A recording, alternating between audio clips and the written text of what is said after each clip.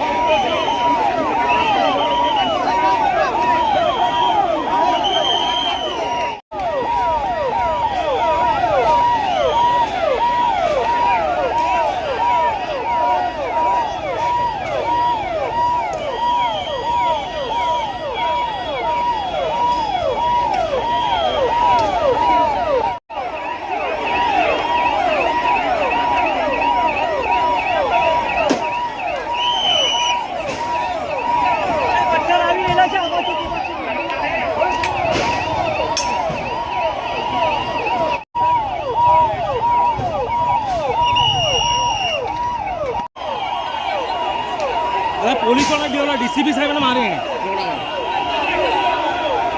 जो जो पत्थर है जो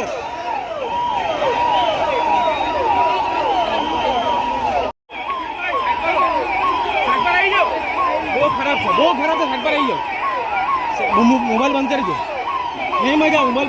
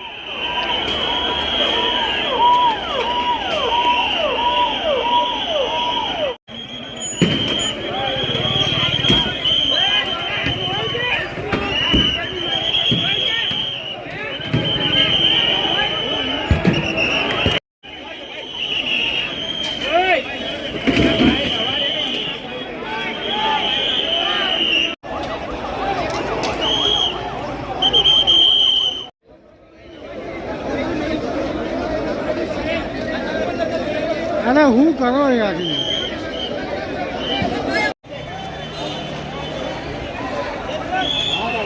સહેલું પાછળ આવી જાય સહેલું કરાવું ને યાર હા પાછળ આવ સહેલું સહેલું પાછળ આવ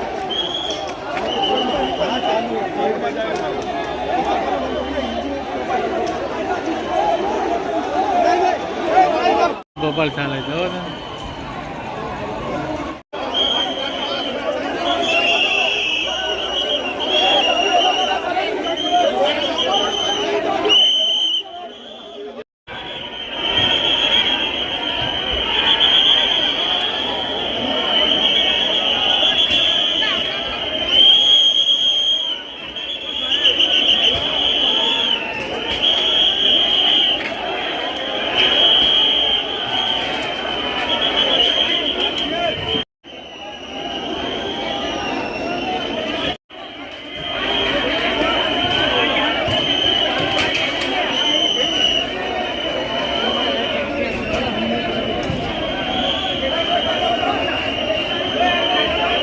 भाई यार माइक नीचे रखो ना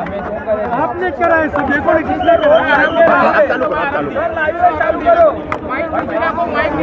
नहीं आपो सर नहीं आपो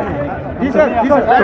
અત્યારની શું પરિસ્થિતિ છે અત્યારની શું પરિસ્થિતિ છે એની અત્યારે આપ જોઈ શકો છો જો અહીંયા પથ્થરમારા એક પહેલે ગણેશ પંડાલ પર થયેલા હતા આ જો એ પંડાલ ઉપર જો પથ્થર માર્યા પછી જો તાત્કાલિક જગ્યા ઉપરથી જો બી આરોપીઓ હતા